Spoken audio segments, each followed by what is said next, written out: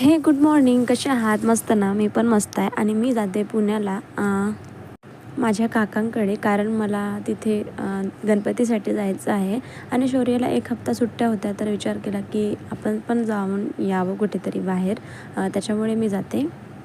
आणि ट्रॅव्हलिंगमध्ये खूप मजा आली. आणि मी नंतर पोहोचले पुण्यामध्ये, आणि तिथे मला काका घ्यायला आला.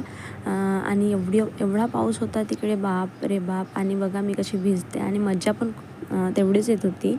तर मी डोक्यावरती स्कार्फ घेतला आणि पाऊस जरा एन्जॉय केला.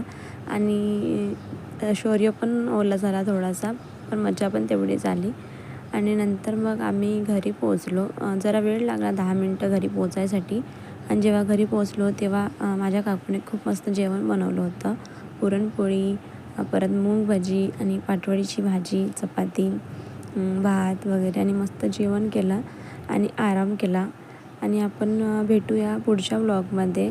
आणि मी शूट करून ठेवलेलं आहे, तर ते हळूहळू पोस्ट